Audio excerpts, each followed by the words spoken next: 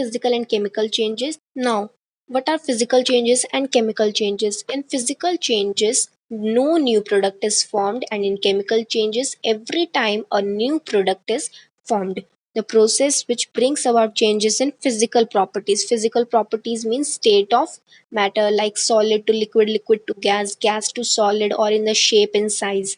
And no new substance are formed is called a physical change. The common physical changes are changes in color. If there is a change in color, it is a physical change. If there is change is hardness, rigidity, fluidity, density, melting point, boiling point, etc. All these will be physical changes.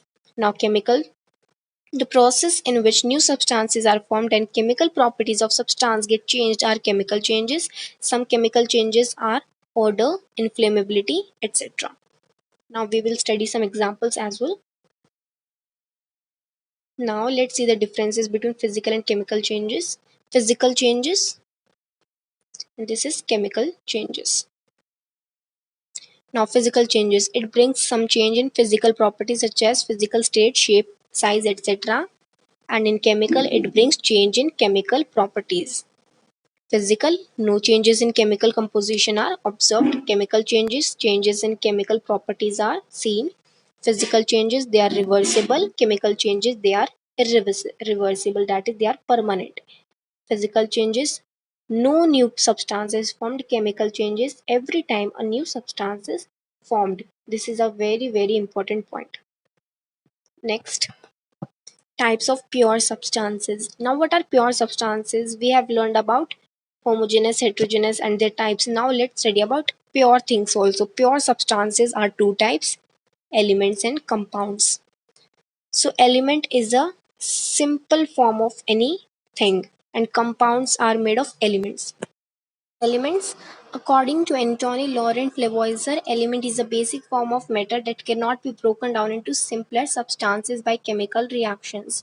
Now, element is the simplest form of anything. See, for example, if I am taking oxygen and if I ask you, is oxygen element?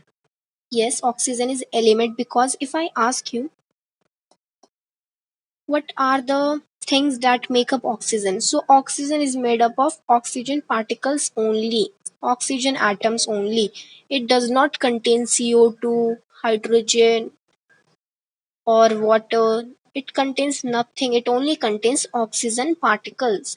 So in this way, elements are the simplest form that cannot be broken down. This line is very important, that they cannot be broken down by chemical reactions. Examples are hydrogen, iron, and oxygen. Now, it is divided in three types. Now, elements are three types: metals, non-metals, metalloids. Now, what are metalloids? Metalloids contain all the most of the specialities of metals as well and non-metals as well. We will learn about all three in detail in the next session. So, now, what are the properties of metal? They have a luster and shine. Now, metals shine like gold. They have silvery gray or golden yellow color. They mostly have silver color, gray color, golden color, yellow color, like gold, silver, aluminium. They conduct heat and electricity. They are good conductors. They are ductile. Ductile means that they can be beaten. For example, if I am having a copper sheet and if I am beating it continuously with a hammer, then we can make it into thin wires. You must have seen copper wires. So they are made by ductility only. This process is called ductile. This is their speciality, and they're malleable as well. You have seen aluminum foils. They have the property of malleability. That's why they have aluminum is beaten into thin sheets by hammering.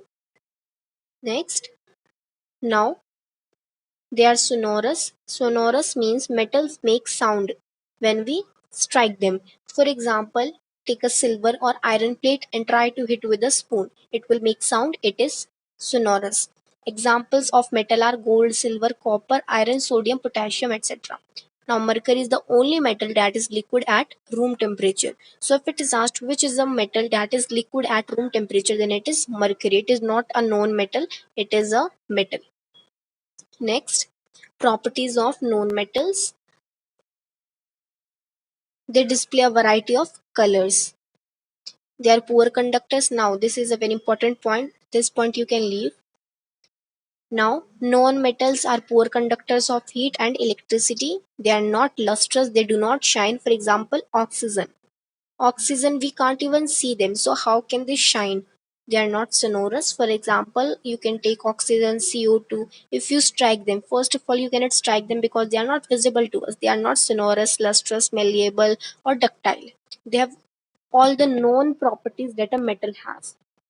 Examples are oxygen, iodine, carbon, bromine, chlorine, etc. Now metalloids. Metalloids. It is very important. Metalloids are the elements having intermediate properties between those of metals and non-metals. Now metalloids have some properties of metals and some properties of non-metals as well. Examples are boron, silicon, germanium, etc. Now compounds. Compound is a substance composed of two or more elements. Now, compounds are formed by combining two or more elements, chemically combined with one another in a fixed proportion. Now, for example, this is very important. We are taking H2O. H2O is a compound because it is formed by combining two atoms of hydrogen and one atom of oxygen. By combining these two things, we get a compound. We are getting water. So we can say that this is a compound because it is made up of two or more elements, and H2O, two or more elements, same. It contains two atoms of hydrogen and two one atom of oxygen. So the proportion will be 2:1. We cannot make it 3:1, 4:5. We cannot make this. It is in a fixed proportion always. Now the next is difference between mixtures and compounds. Now what are mixtures and what are compounds? We have already done these. Now, mixtures. Elements or compounds just mix together to form a mixture and no new compound is formed. So, mixture is a mix of elements or compounds. We can mix anything, it will form a mixture only. But on the other hand, a compound is always a mixture of elements.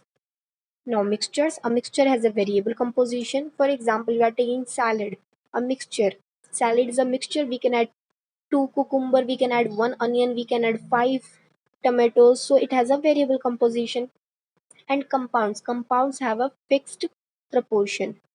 Next is mixture. A mixture shows the properties of constituent substances. Compound, new substance, has totally different properties. Now see, in compounds we are taking water.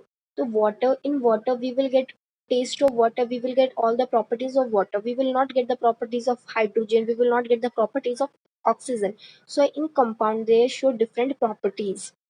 Mixtures, those constituents can be separated fairly easily by physical methods, and in compound the constituents cannot be separated only by chemical or electrochemical reactions. Sorry, they can be separated. Now, for example, if I am taking again a salad mixture, it is having all the things that we need: cucumber, onion, tomato, beetroot, everything. Now, if I tell you separate all this mixture, so you will be able to separate this mixture very easily. So they can be separated by physical methods. And on the other hand, we have compounds. Compounds cannot be separated by physical methods. They need chemical methods, chemical reactions, or electrochemical reactions. So I hope you all have understood this video. If you like this video, then share this video and subscribe to my channel for more updates. Thank you.